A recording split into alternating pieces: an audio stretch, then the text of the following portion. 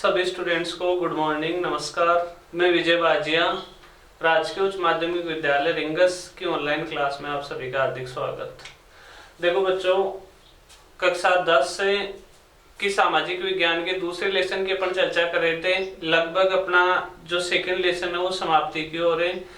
आज अपन इस लेसन के लास्ट एक क्वेश्चन की चर्चा करेंगे और उसके बाद में जो पुस्तक के लास्ट में जो क्वेश्चन अपने दे रखे हैं उनके बारे में चर्चा करेंगे।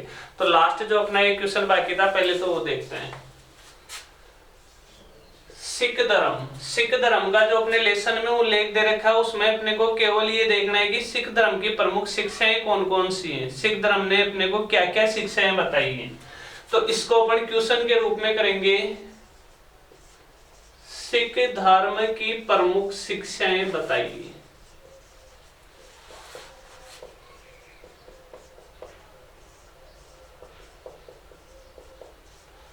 बहुत आसान सा क्वेश्चन है, बहुत नॉर्मल से पॉइंट है इसके आंसर में।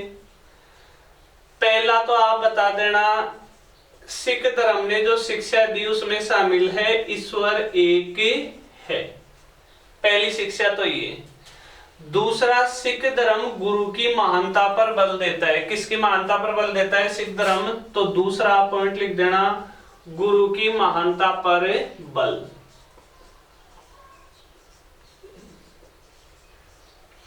तीसरा बता देना, जो ऊंच नीच जात पात मतलब जाति फरता वाला है, जो भेदभाव होता है, उसका सिख धर्म ने क्या किया है? विरोध किया है। तो अपन लिख सकते हैं जाति फरता, ऊंच नीच आदि का क्या किया गया है? इस धर्म में विरोध किया गया है। चौथा, ये क अक्षर से शुरू होने वाले 5 वस्तुओं को अपनाने पर बल देता है धर्म। किससे शुरू हो रहे हैं, कैसे शुरू हो रहे हैं?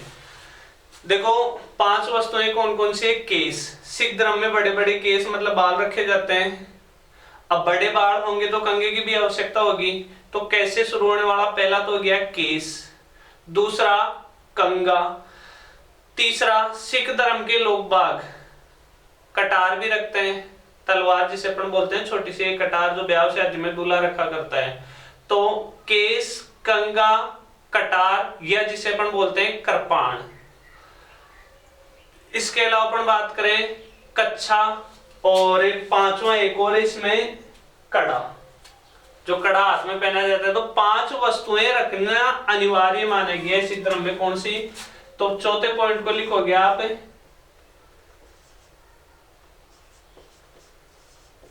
कैसे शुरू होने वाली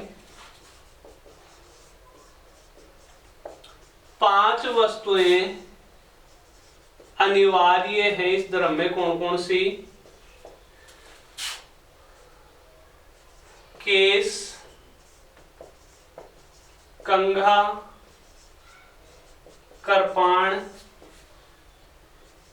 कड़ा और कच्छा। ये कैसे शुरू होने वाली क्या हो गई? 5 वस्तुओं में। ये हो गई सिख धर्म की प्रमुख शिक्षाएं। बहुत आसान सा है। पहली तो ईश्वर एक है, दूसरा गुरु की महानता पर बल देता है ये धर्म, तीसरा जाति प्रथा, ऊंच नीच आदि का क्या करता है? विरोध करता है। पांचवा, कैसे शुरू होने वाली 5 वस्तुएं अनिवार्य रखी गई इस धर्म में, केस, कंघा, कृपाण, कड़ा और कच्छा। अब अपन इस दूसरे लेसन के जो पुस्तक के लास्ट में जो क्वेश्चन आंसर दे रखे हैं उनको लेकर चर्चा करेंगे।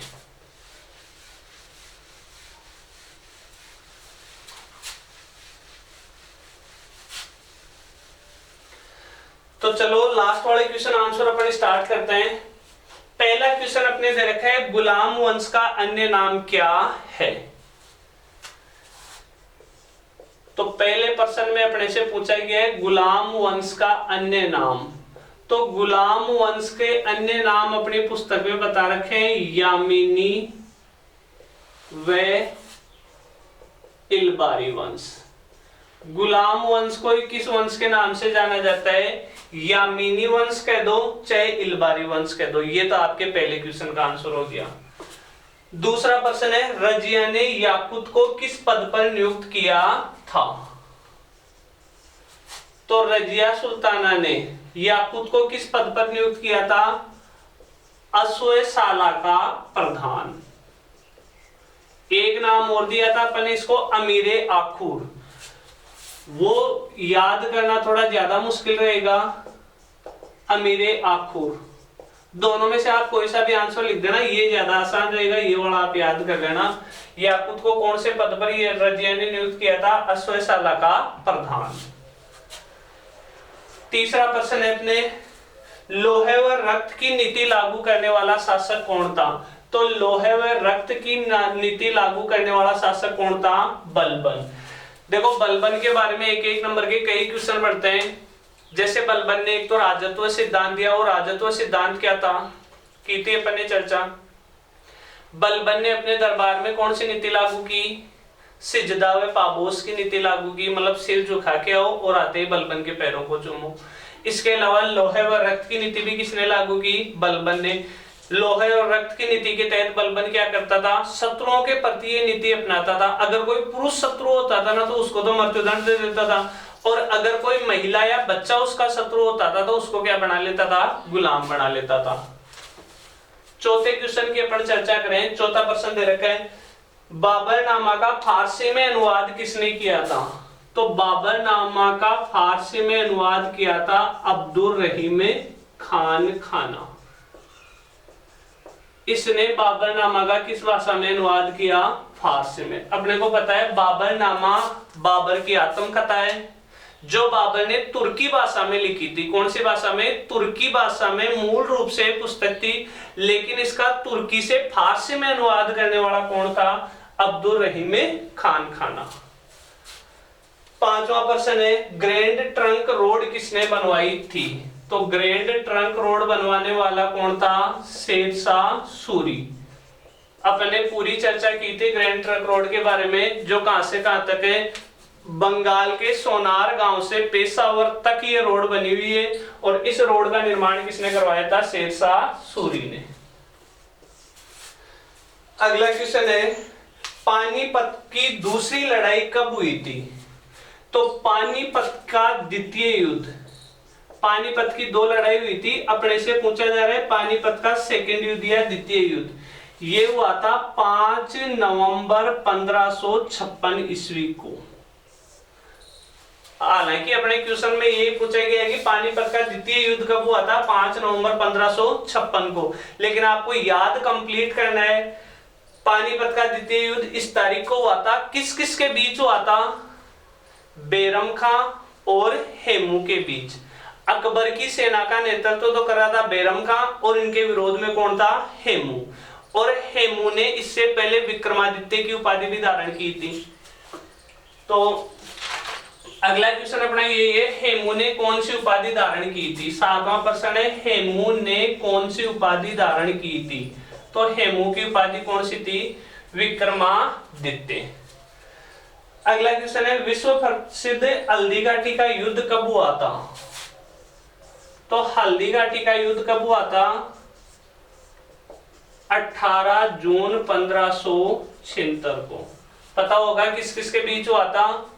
महाराणा प्रताप और अकबर के बीच। हालांकि युद्ध में अकबर खुद नहीं आया था, अकबर की तरफ से सेनापति कौन था? मान सिंह।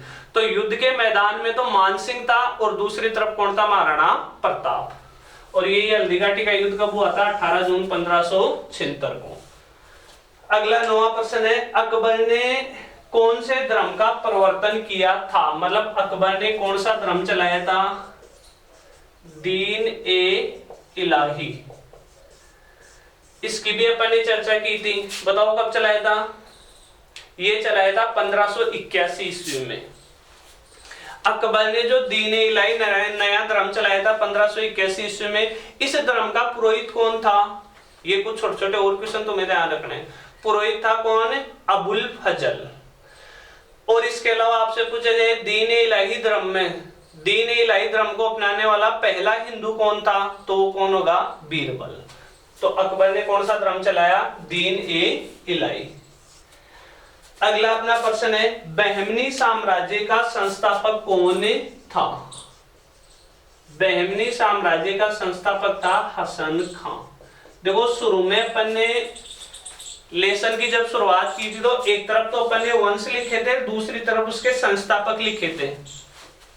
वो सारी सारणी आप याद कर लेना, वहां से कई एक एक नंबर के प्रश्न बनते हैं। वहां अपन ने दो साम्राज्य नहीं लिखे थे, एक तो विजयनगर साम्राज्य और एक बहमनी साम्राज्य। तो विजयनगर साम्राज्य का संस्थापक कौन थे? हरिहर व बुक्का। और बहमनी साम्राज्य जो अपने से इस 10वें क्वेश्चन में पूछा गया है, बहमनी साम्राज्य का संस्थापक कौन था? हसन खां। चलो अगला प्रश्न देखते हैं अपन। अकाल तख्त का निर्माण सिखों के कौन से गुरु ने करवाया था? तो अकाल तख्त का निर्माण करवाया था सिखों का गुरु था एक, जिसका नाम था हरगोविंद। अकाल तख्त का निर्माण किसने करवाया था? हरगोविंद ने करवाया था। अगला प्रश्न है, शिवाजी का राज्याभिषेक कहां हुआ था? तो शिवाजी का राज्याभिषेक हुआ था कौन से दुर्ग में? रायगढ़ दुर्ग में। शिवाजी के बारे में मैंने आपको ये भी कहा था, एक तो जन्म याद रख लेना, एक एक नंबर के जो प्रश्न पूछते हैं।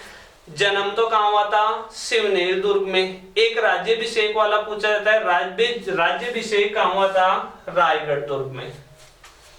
अगला प्रश्न देखते हैं अपन 13वां। हमीर चौहान कहां का शासक था? तो हमीर चौहान कहां का शासक था? रणथंभौर का शासक था। याद करो 1301 ईस्वी में हमीरदेव चौहान जो रणथंभौर का शासक था, जिस पर आक्रमण किया था किसने? अलाउद्दीन खिलजी ने। अलाउद्दीन खिलजी ने पहले तो भेजा था किसको?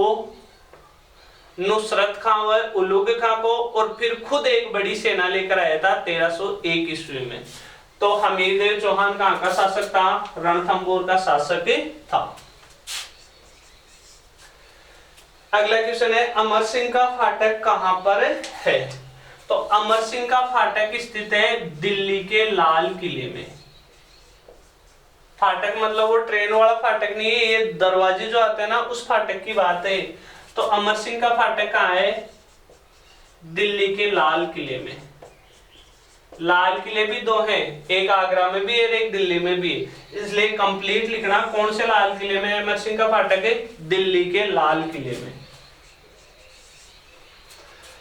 अगला प्रश्न देखो, ऑब्जेक्ट वो एक एक लाइन के जो अपने क्वेश्चन थे वो कंप्लीट हो चुके हैं। इसके बाद में जो 4-4 नंबर वाले क्वेश्चन जो किताब में आ रहे हैं वो अपने कंप्लीट चर्चा हो चुकी है, और इसी के साथ अपने इतिहास के वो सामाजिक विज्ञान के कक्षा 10 के दूसरे लेसन की चर्चा समाप्त। अब देखो अपन शुरू के 2 लेसन कर चुके हैं और दोनों लेसन इतिहास से संबंधित हैं। अपनी जो 10th क्लास की सामाजिक किताब है, उस सामाजिक की किताब में शुरू के जो 4 लेसन है वो इतिहास से संबंधित हैं, 5, 6, 7 वो लेसन है वो पॉलिटिकल साइंस से संबंधित हैं, आगे वाले लेसन ज्योग्राफी से संबंधित है, लास्ट वाले लेसन इकोनॉमिक्स से संबंधित है, और उसके लास्ट वाले लेसन सिविक्स मतलब नागरिक शास्त्र से संबंधित है। तो अपने केवल 10वीं क्लास की किताब में history, political, geography, economics, civics मतलब 5-5 सब्जेक्टों का गठजोड़ है ये। इतिहास के अपने 2 लेसन कंप्लीट हो चुके हैं और लगातार अपन इतिहास पे ज्यादा चर्चा करेंगे। तो इतिहास मुझे जहां तक लगता है ये भी हो सकता है कि लड़के थोड़े पक जाएं, बोर हो जाएं। तो पहला दूसरा लेसन कंप्लीट, तीसरा चौथा लेसन जो इतिहास का है उसको अपन थोड़ा ब्रेक लगाते हैं। अब अपन 5वें, 6वें, 7वां लेसन जो है पॉलिटिकल साइंस के, उसको लेकर चर्चा करेंगे अपन नेक्स्ट वीडियो में। तब तक के लिए धन्यवाद। जय हिंद, जय भारत।